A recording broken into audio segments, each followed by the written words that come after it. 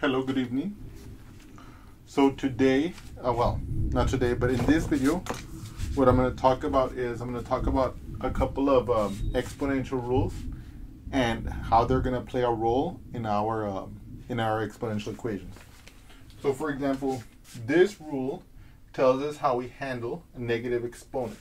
So for example, if I were to write 3 to the negative 1/2, for example, 3 to the negative 1, say, then this would be the same as 1 over 3 to the positive 1.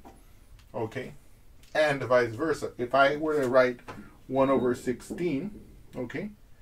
And if you recall from our previous exercise, you have the powers of 4, I presume, on your list, right? I'm just going to write down the ones that we need here. 4 to the 1 power will be 4, of course. 4 to the 2 power is 16, right? Because 4 times 4 is 16. Aha, look at this. What is this? This is obviously 1 over 4 squared, because 4 squared is equal to 16. But look at this rule. It works both ways. If I start from this side, I have 1 over x to the positive n. That becomes x to the negative n. So this can be written as 4 to the negative 2, right? If I were to write, like let's say 1 over 125, for example. Now you might notice that 125 is 5 to the 3rd power. 5 times 5 times 5. So if that's the case, and it is the case by the way, then I can write this as 1 over 5 cubed. And as we just saw here, if I have 1 over 5 to the cube power, that will be 5 to the negative 3 power. Okay? And similarly,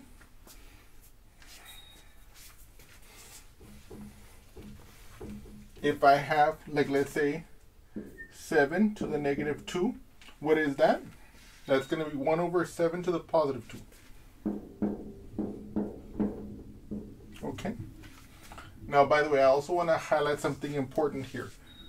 Now here, this has a negative sign. This does not have a negative sign. But remember, what does that mean? That means that whatever n is, this is the opposite. Whatever this is the opposite, right? So for example, strictly speaking, I could, for example, use this to say that like let's say 7 squared is the same thing as 1 over 7 to the negative 2, okay? So that's also legitimate based on this formula, because you can see that the exponents are opposites, okay? And let me see what else I want to say here. And for now, we're going to leave it as is, okay?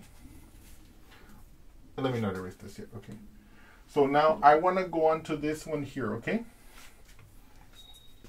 Look at this here.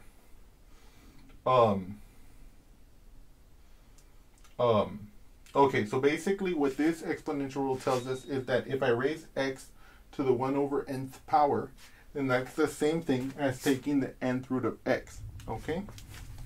So, for example, we know that, for example, the square root of 4 is 2. And why is that? That's because 2 squared is equal to 4, as we've mentioned before, right? Because the square root is the opposite of taking a square. And so, for example, knowing this now, I can say, aha, I want to take the square root of 4. I can also rewrite it based on this as 4 to the 1/2. Okay? 4 to the 1/2 is the same thing as saying the square root of 4. So in other words, like implicitly what I'm saying here is that if I have x to the 1/2, that's the same thing as the square root of x, okay? But of course, this rule applies more generally.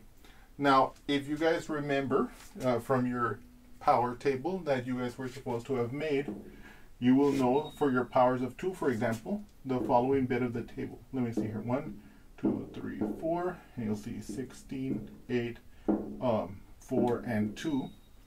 And so, what does this statement tell us? This line tells us that 2 cubed is equal to 8.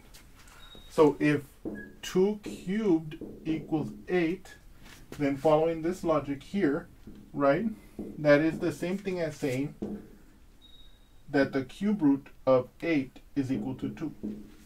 Okay. But of course, is there another way we can express the cube root of 8? 8 to the 1/3.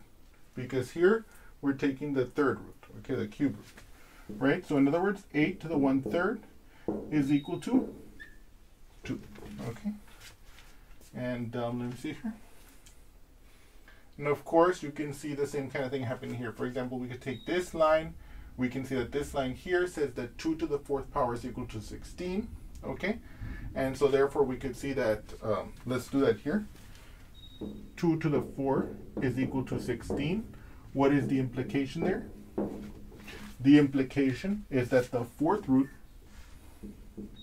of 16 is equal to 2. And what does that tell us? That tells us that 16 to the 1/4 is equal to 2.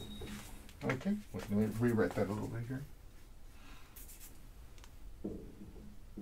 Okay, so we're gonna see these rules come out in some of our exponential problems, in some of our exponential equations.